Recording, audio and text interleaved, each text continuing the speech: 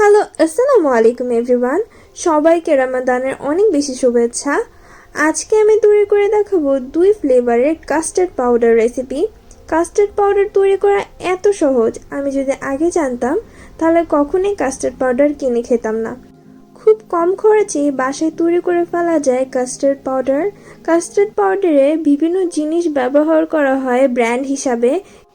Regular যে custard পাউডারটা আমরা কিনে খাই সেটাই তৈরি করে দেখাবো। আর ফ্লেভার থাকবে 2 ধরনের, একটা হচ্ছে ভ্যানিলা আর একটা হচ্ছে স্ট্রবেরি।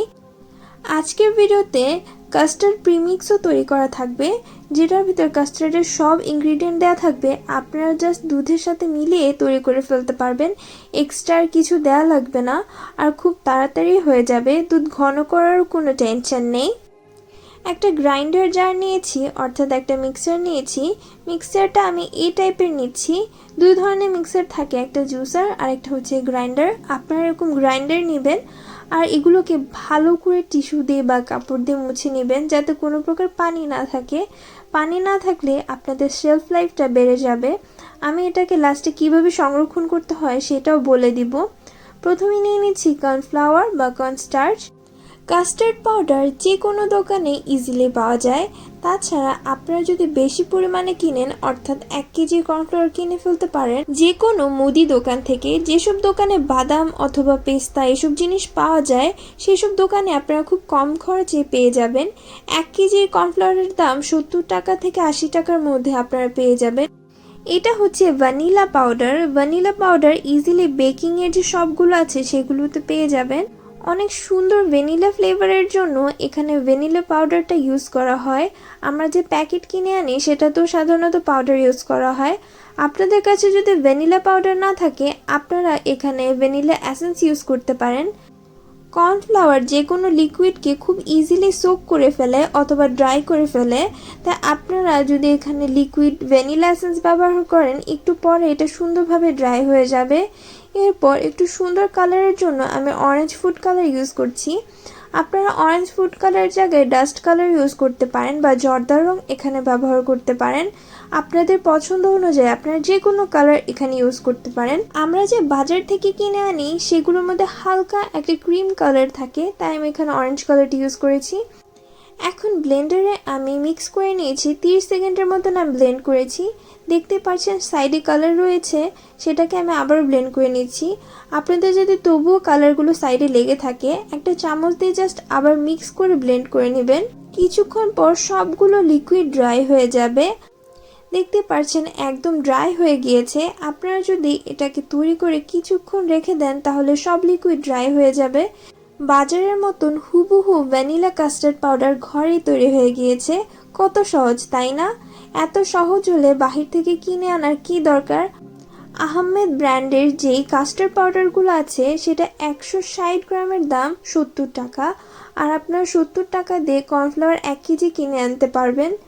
90 টাকার ভিতরে আপনারা 1 কেজি কাস্টার্ড পাউডার ঘরে তৈরি করে ফেলতে পারবেন। তাও আপনারা আপনাদের পছন্দ অনুযায়ী এখানে ফ্লেভারও অ্যাড করতে পারবেন। এখানে আমি আবারও কর্নফ্লাওয়ার নিয়ে নিচ্ছি। এখন বানাবো স্ট্রবেরি ফ্লেভারের কাস্টার্ড পাউডার। এখানে আমি সামান্য পরিমাণ কালার দিয়েছি, একটু পিঙ্ক কালার। এরপর দিয়ে দিচ্ছি এখানে স্ট্রবেরি এসেন্স। স্ট্রবেরি যেহেতু, স্ট্রবেরি এসেন্স তো দিতেই হবে। এখানে কিন্তু কোনো ইমালশন ইউজ করা যাবে না, অবশ্যই এখানে এসেন্স ইউজ করতে হবে।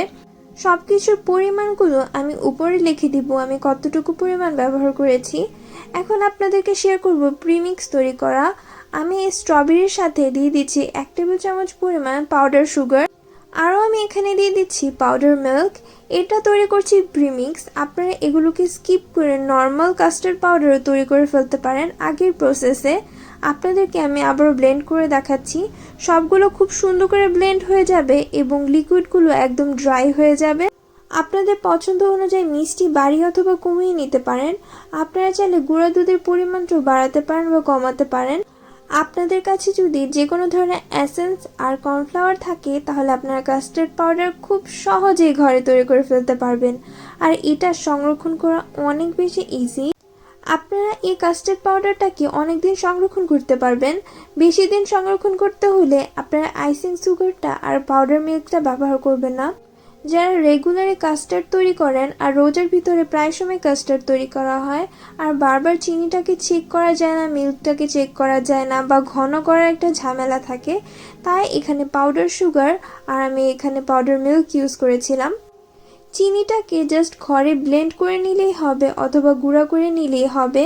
আপনারা যদি আরও বেশি কালারফুল করতে চান অথবা ডিপ কালার করতে চান তাহলে আরও একটু কালার মিক্স করে নিলেই হবে। আমি জাস্ট হালকা একটু কালার করেছি। আর এখানে কিন্তু বোঝা যাবে না যে আপনাদের কালারটা কীরকম আছে। আপনারা যখন যে কোনো লিকুইডের সাথে মিক্স করবেন তখনই বুঝতে পারবেন। এটা সাধারণত কালারটাকে সোক করে ফেলে, তাই বোঝা যায় না। তাই একবারেই অনেকগুলো কালার দিয়ে দিবেন না। আপনাদেরকে আমি এগুলো দিয়ে কাস্টার্ড তৈরি করে দেখাচ্ছি।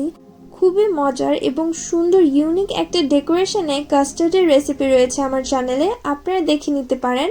আমি এখানে নর্মাল টেম্পারেচারের পানি নিয়েছি। কখনো কাস্টার্ড পাউডার মিক্স করতে হলে আপনারা গরম পানি ব্যবহার করবেন না, অবশ্যই এখানে নর্মাল পানি বা ঠান্ডা পানি ব্যবহার করতে হবে। একটাতে আমি স্ট্রবেরি নিয়েছি, আরেকটাতে নিচে ভ্যানিলা। আমি দুধের ভিতরে ভ্যানিলাটা দিয়েছি আর পানির ভিতরে স্ট্রবেরিটা দিয়েছিলাম।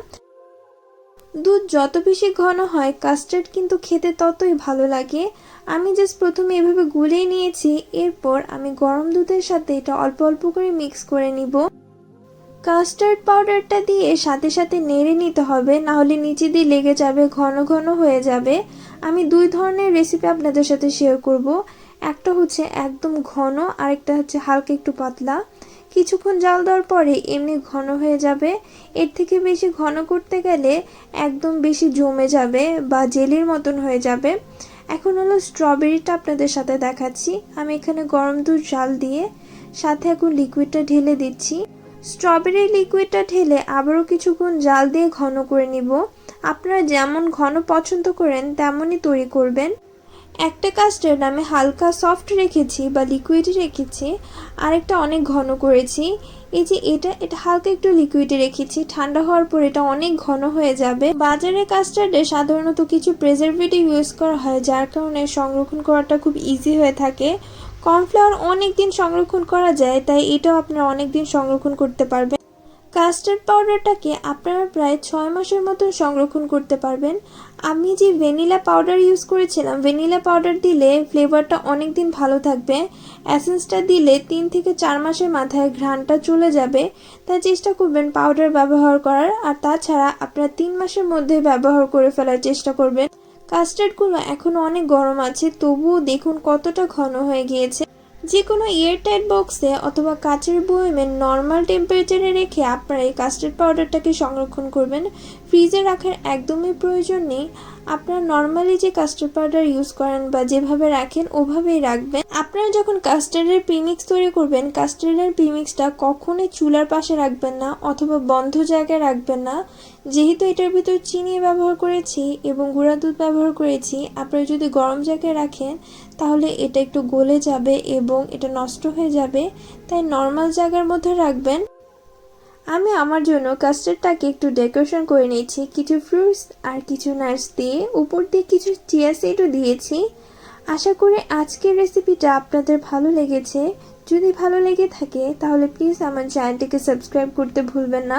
আর অনেক আপুরা আমাকে বলে যে তারা আমার নোটিফিকেশনটা পায় না, ভিডিওগুলো তাদের হোম পেজে আসে না। তাই আপনারা চেষ্টা করবেন পার্সোনালাইজ নোটিফিকেশনটা অন করে নিতে, তাহলে আমি যখনই ভিডিও দিব আপনাদের কাছে চলে যাবে। আজকের জন্য এতটুকুই। আল্লাহ হাফিজ।